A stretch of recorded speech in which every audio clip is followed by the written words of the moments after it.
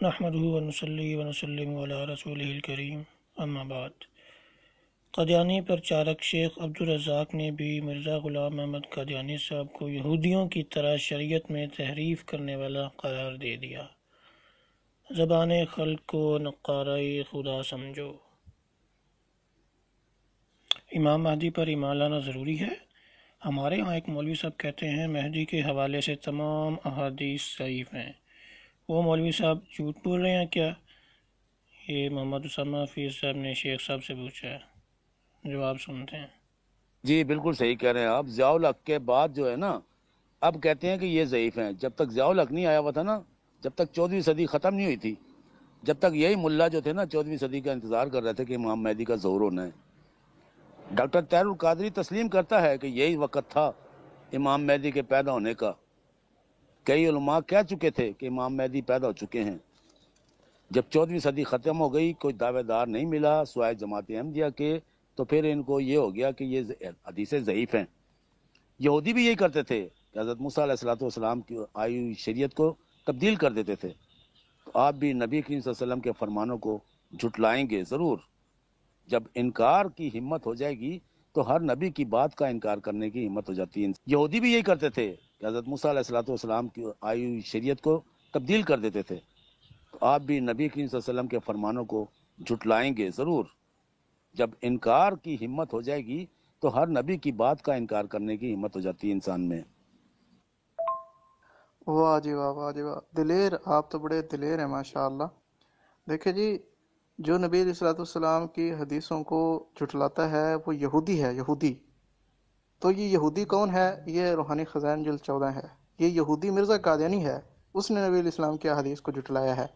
وہ دیکھیں کیا لکھتا ہے، کہتا ہے میرا اور میری جماعت کا عقیدہ مہدی کی نسبت، مہدی اور مسیح کے بارے میں میرا عقیدہ اور میری جماعت کا عقیدہ یہ ہے کہ اس قسم کی تمام حدیثیں جو مہدی کے آنے کے بارے میں ہیں ہرگز قابل وثوق اور قابل اعتبار نہیں ہیں۔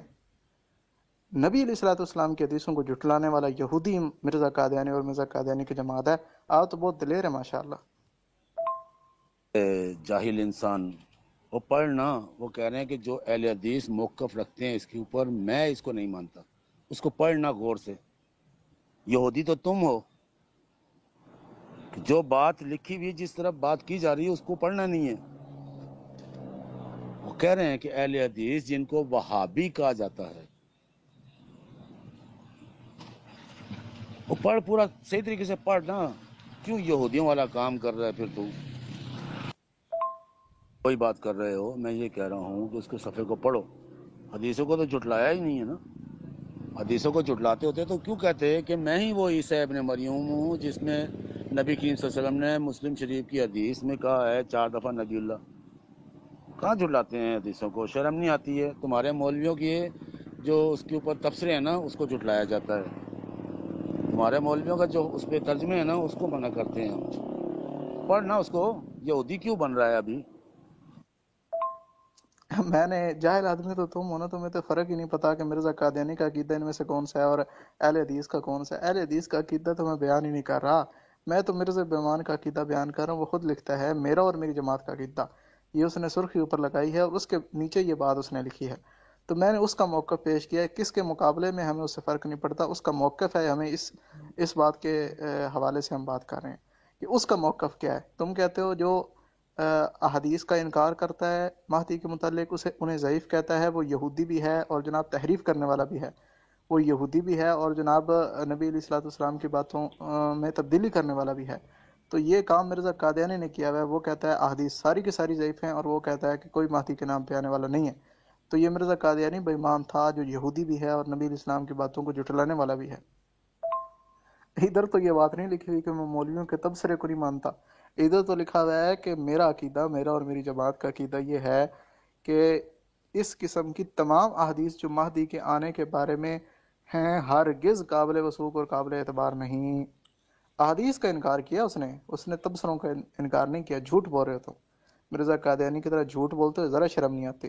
تو انہیں مان لیا مرزا قادیانی بے ایمان یہودی بھی تھا، حدیث کو جھٹلانے والا بھی تھا، تو بس فیصلہ ہو گیا۔ مرزا قادیانی جو یہودی ہے اور احادیث کو جھٹلانے والا ہے، اسے مہدی ماننے کے لیے تو ہم تیار بالکل نہیں ہیں۔ پھر کہتے ہیں اس نے خود دعویٰ کیا ہے اس نے دعویٰ تو کرسچن ہونے کا بھی کیا ہے، اب تم احادیث سے کرسچن بھی دکھاؤ گے؟ دعویٰ اس کا کرنا اس بات کی دلیل نہیں کہ وہ ان احادیث کو مانتا بھی تھا، کیونکہ اس نے دعویٰ کیا میں کرسچن ہوں، تو کرسچن کی حدیث کہاں سے لاؤ گے؟ کیا کا کام ہے جو لبادہ اسلام کا پہن کر اپنے آپ کو مسلمان کہہ کر ملاوٹ کرتے ہیں، اسلام کو بدنام وہ کرتے ہیں، رشوت لیتے ہیں وہ بدنام کرتے ہیں، عدالتوں میں جھوٹی قسمیں کھاتے ہیں وہ بدنام کرتے ہیں، دودھ میں ملاوٹ کرتے ہیں وہ بدنام کرتے ہیں، سمجھے نا، دوائیوں میں، ڈرپ میں، ہر چیز میں ملاوٹ کرتے ہیں وہ بدنام کرتے ہیں، اسلام کو ہم نہیں کرتے۔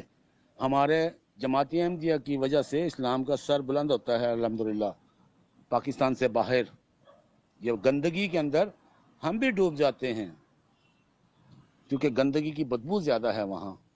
یہ بھی مرزا قادیانی کے جھوٹے ہونے کی دلیل ہے۔ اس نے لکھا ہے کہ جو مسیح موعود ہے اس کے آنے سے یہ جتنے بھی فسق فجور ہے یہ ختم ہو جانا تھا، تو نہیں ہوا تمہارے نزدیک، اس وجہ سے مرزا قادیانی جھوٹا تھا، اگر مسیح موعود ہوتا تو یہ ختم ہو جاتا فسق و فجور۔ دو آپ نے باتیں کی ہیں، پہلے آپ نے کہا جو مہدی کے متعلق احادیث کو ضعیف کہتا ہے، جھٹلاتا ہے، وہ یہودی بھی ہے اور نبی علیہ السلام کی احادیث کو جھٹلانے والا بھی ہے۔ میں نے ثابت کر دیا روحانی خزائن جلد 14 سے حقیقت المہدی سے کہ یہ کام مرزا قادیانی کرتا ہے۔ ثابت ہوا مرزا قادیانی صاحب جھوٹے بھی تھے اور مرزا قادیانی صاحب یہودی بھی تھے اور جناب احادیث کو جھٹلانے والے بھی تھے۔ آپ نے بات کی جناب پاکستان کے کا کام ہے جو لبادہ اسلام کا پہن کر اپنے آپ کو مسلمان کہہ کر ملاوٹ کرتے ہیں۔ پاکستان کے اندر یہ ہو رہا ہے، دودھ میں ملاوٹ ہو رہی ہے، یہ ہو رہا ہے، وہ ہو رہا ہے۔ میں نے مرزا قادیانی کی عبارت آپ کے سامنے پیش کی۔ مرزا قادیانی کہتا ہے کہ جناب فسق و فجور مسیح موعود کے دور میں ختم ہو جانا تھا، لیکن مرزا قادیانی کے دور میں یہ ختم نہیں ہوا، ابھی تک جاری ہے بقول آپ کے۔ تو جب یہ جاری ہے، ثابت ہوا مرزا قادیانی مسیح موعود نہیں تھا، جھوٹا تھا، کذاب تھا۔ آپ نے دو باتیں کی، دونوں باتوں میں مرزا قادیانی کو جھوٹا ثابت کیا ہے۔ آپ کون سے طبیب ہیں؟ آپ دوائی تو مرزا صاحب کو دے رہے ہیں، ٹیکے لگا رہے ہیں، دوائی بھی نہیں دے رہے، اور وہ بھی جو بھینس کو لگائے جاتے ہیں۔ میں تو کھلم کھلا وہ احادیث کمزور کہلائی گئی ہیں۔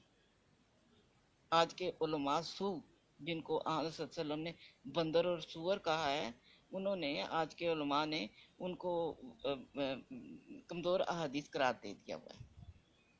تو آپ بھی انہی لوگوں کو ماننے والے ہو، یہ نہ سمجھیں کہ آپ